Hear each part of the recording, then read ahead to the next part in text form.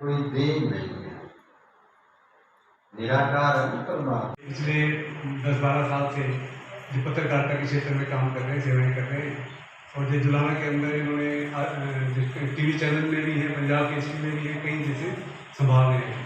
तो ये जैसे माउंट आबू जाके आए हैं, तो जैसे इनका अनुभव जैसे सुने के विजेंद्र जी।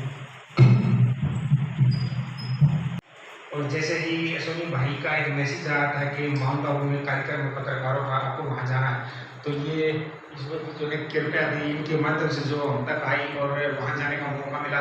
अब वहाँ जाकर अगर मैं अपना अनुभव बताऊँ तो एक अलग ही किस्म की दुनिया है। मैं कहूँगा कि धरती पर अगर स्वर्ग कहीं है तो वहीं है, वहाँ जाकर बिल्कुल देखना चाहिए।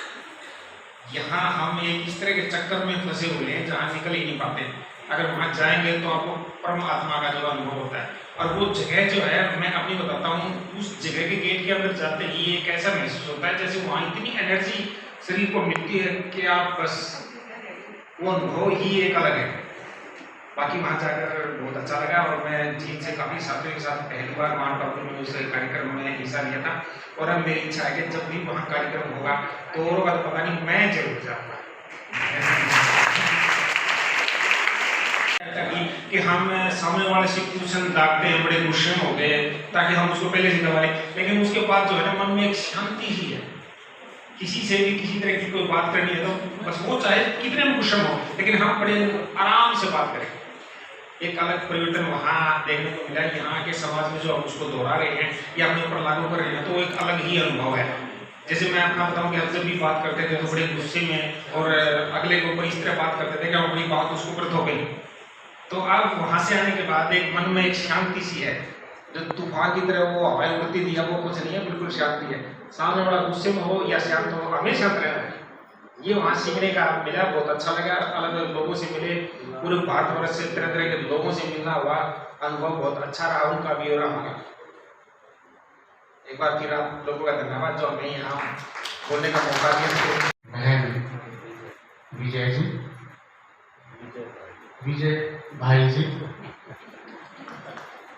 और इस संस्थान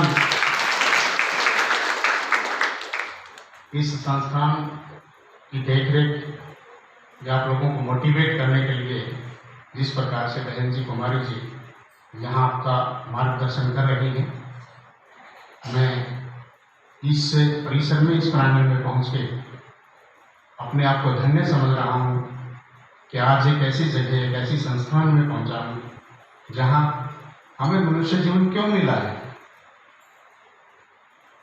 क्या इसी बात के लिए जन्म हुआ, यौवन हुआ, बच्चे पैदा किए, खाया पिया, मौज मस्ती के लिए आगे चले गए, इस दुनिया से विदा हो गए? क्या इसीलिए हमें जीवन मिला है? इससे आगे भी एक दुनिया है।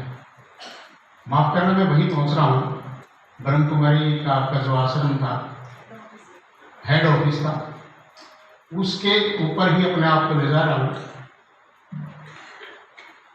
निश्चित रूप से जैसे मैंने कहा कि बच्चे पैदा करना, यौवन अवस्था प्राप्त करना, उसके बाद आगे जीवन बढ़ना, आए मैं मेरी में लिप्त रहना और इस प्रकार से आगे चलना, और उसके बाद अंत में इस संसार को छोड़ के चला जाना, क्या यही जीवन है?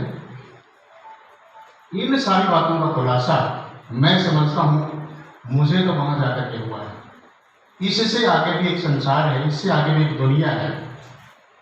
परमात्मा ने हमें एक मनुष्य को इस संसार की इस सबसे महान कृति मनुष्य के रूप में बनाया है।